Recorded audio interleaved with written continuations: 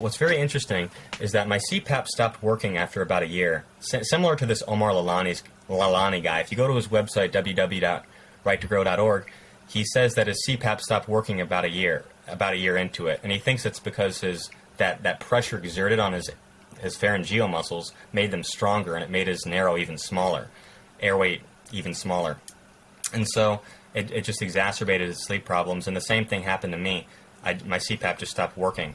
It might also have stopped working. It stopped working at about the time when I started overexpanding. So maybe that asymmetry in my airways stopped my CPAP machine from working.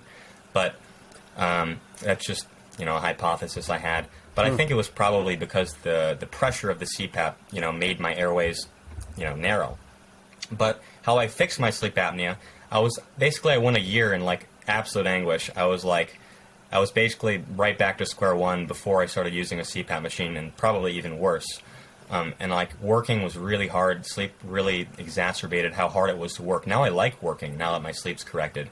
It's nice, it's fine. I like working, doing physical labor, but before I couldn't handle it.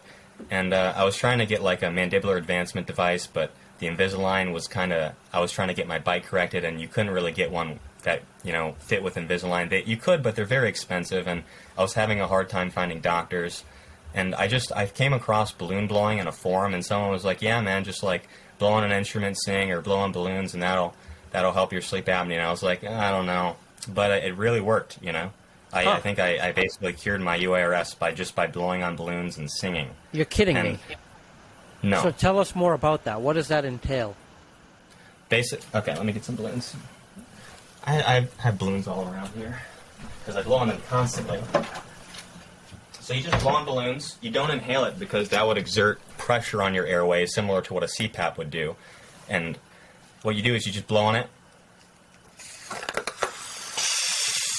and you just let it out, And you let the balloon blow out. You don't want to inhale it, and you just do that for like 15 minutes a day or more. Probably more is better. And after about a month, you start seeing results. This actually worked with didgeridoos. There's this trend called didgeridoo for sleep apnea. A woman cured her UARS, and she was in tears. She was crying. She was like, "I can finally sleep again." Why does it work? What's the mechanism? I'm pretty sure. I know it worked for me, but I think what happens is there's two ways that it works. Either it makes your air, like the muscles of your airway, less fatty, which I kind of doubt. I don't think that would really work. Because spot reduction is kind of a myth in fitness. Like if you work out your ab muscles, right, you do a lot of planks, you're not going to just magically get six-pack abs. It's more about losing body fat. And like if you work out a certain muscle group, you're not going to lose fat in that area. You lose fat sort of like how water goes out the hole in the bottom of a bucket. So you have to, I don't really think it works like that. I think it probably makes them stronger. And then what happens when you sleep, there's like a vacuum in your throat. And especially if you have narrow airways, there's a huge negative pressure that's exerted because when you inhale, you expand that's how breathing works. You expand your diaphragm, and then air goes, there's like a vacuum that's created because there's more space, so there's less air outside of your body inside your body than outside of your body, so air rushes in. So that creates a vacuum in your throat, and sort of like a vacuum of a straw, if you suck on it, it's going to collapse, And I think that's kind of how it works with an airway, and that's why buteyko breathing and mouth taping work very well for curing sleep apnea as well. Because if you're breathing lighter, you're creating less of a negative pressure in that straw, so your airway is less inclined to collapse. Mm-hmm. Does that make sense? Mm-hmm. But I don't know how strengthening. I suppose strengthening it just makes the vacuum harder to collapse, basically. Mm-hmm. Yeah, I think that's probably how it works. So, do you... I would recommend everyone just try it, why not, Does balloon blowing do anything for the tongue? Does it help with mewing in general, or is it more about, like you said, working this part of the airway, the pharyngeal airway? It would probably work the back of your tongue, I suppose, but no, it probably wouldn't help with mewing much at all. Have you tried didgeridooing yourself? No, I'm not going to buy a didgeridoo. It would just be kind of ridiculous. I do sing in the car, like on the way to work and stuff. If you look at an MRI scan of someone singing, their tongue is just doing crazy movements, and their soft palate is moving like up and down and back. Like you're really working the tongue out when you're singing and like doing different and talking.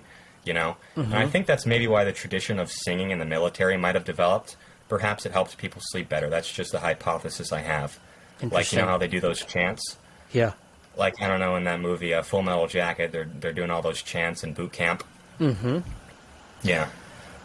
Yeah, singing and chanting is a part of a lot of ancient traditions. Like, Buddhist monks do a ton of chanting, probably like 1 to 2 hours a day.